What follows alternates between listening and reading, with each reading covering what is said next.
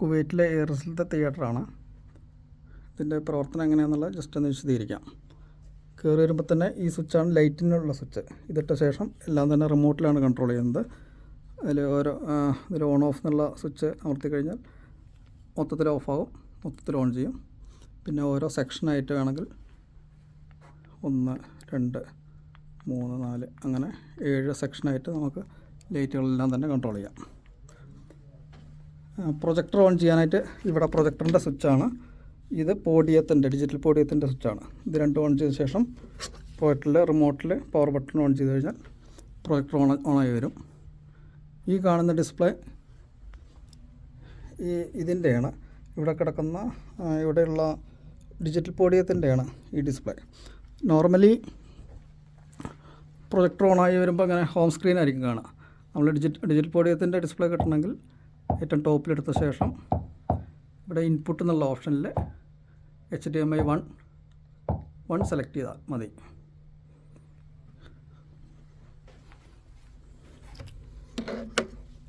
ഇത് ടച്ച് സ്ക്രീനാണ്. ഇത് ആൻഡ്രോയിഡാണ്. നമുക്ക് ഏതെങ്കിലും ആപ്പുകൾ വേണമെങ്കിൽ പ്ലേ സ്റ്റോറിൽ പോയിട്ട് ഡൗൺലോഡ് ചെയ്യാം. പിന്നെ ഫയലുകൾ പ്രസൻറ്റേഷനൊക്കെ വേണമെങ്കിൽ മെയിൽ വഴി ഇതിലേക്ക് എടുക്കാം. ഇവിടെ ഒരു പെൻഡ്രൈവ് കണക്ട് ചെയ്യുന്ന ഒരു ഓപ്ഷൻ ഉണ്ട്, അതുവഴിയും നമുക്കെടുക്കാം. ഒരു പെന്നുണ്ട്, പെന്ന് വഴി നമുക്ക് ടച്ചിങ് ഇതെല്ലാം കൺട്രോൾ ചെയ്യാവുന്നതാണ്. ഇത് ബോഡിയും മൈക്കാണ്. ഇതിൽ അവിടെ ഒരു പവർ ബട്ടൺ ഉണ്ട്. പ്രസ് ചെയ്ത് കഴിഞ്ഞാൽ ഹലോ സംസാരിക്കാവുന്നതാണ്. ഇതിന് പിന്നിലാണ് മിക്സർ അതുപോലുള്ള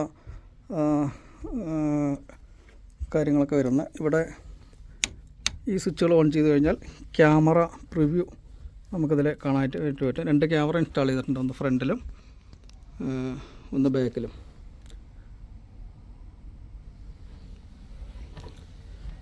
ഇത് ക്യാമറ സ്വിച്ചറാണ്. നമുക്കിത് ക്യാമറ എന്തിനാണെന്ന് വെച്ചാൽ കോൺഫറൻസിന് വേണ്ടിയിട്ടും പിന്നെ ഇവിടെ നടക്കുന്ന ക്ലാസ്സുകളോ അങ്ങനെ ട്രെയിനിങ് എല്ലാം റെക്കോർഡ് ചെയ്ത് വെക്കാനും വേണ്ടിയിട്ട്. അതിന് വേണ്ടിയിട്ട് ഇവിടെ ഒരു 1.2 TB ഒരു ഹാർഡ് ഡിസ്ക് കണക്ട് ചെയ്തിട്ടുണ്ട്. അതിൽ ഇനി കോൺഫറൻസിങ് ചെയ്യണമെങ്കിൽ ഇതൊന്നൊരു കേബിൾ വരുന്നുണ്ട്, നീല കേബിൾ. ഇത് നമ്മുടെ ലാപ്ടോപ്പായിട്ട് കണക്ട് ചെയ്യാം. ലാപ്ടോപ്പിൽ നമ്മൾ ഇപ്പോൾ ഗൂഗിൾ മീറ്റാണ് എടുക്കുന്നതെങ്കിൽ ഗൂഗിൾ മീറ്റ്,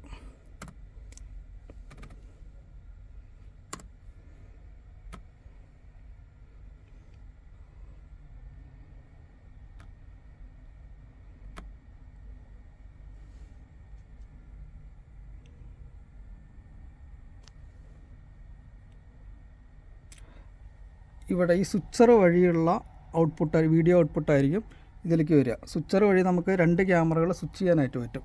അതിന് ഈ ഒരു ബാർ ഇങ്ങോട്ട് നീക്കി കഴിയുമ്പോൾ ഇവിടെ എൻ്റെ പ്രിവ്യൂ കാണാനായിട്ട് പറ്റും. അങ്ങനെ രണ്ടും സ്വിച്ച് ചെയ്യാം. കോൺഫറൻസിന് പോകാനായിട്ട് ഇവിടെ ഈ ക്യാമറയിൽ RGB ലിങ്ക് എന്നുള്ള ഈ ഒരു ഓപ്ഷൻ സെലക്ട് ചെയ്താൽ മതി. അപ്പോൾ ഈ ക്യാമറയിലത്തെ വിഷ്വലായിരിക്കും കോൺഫറൻസ് ചെയ്യുമ്പോൾ അതർ സൈഡിലുള്ള ആളുകൾക്ക് കാണുന്നത്. ഇവിടെ പിന്നെ മിക്സർ വഴി പോകുന്ന, അതായത് മൈക്കിലൂടെ സംസാരിക്കുന്ന സൗണ്ടും അവർക്ക് കിട്ടും.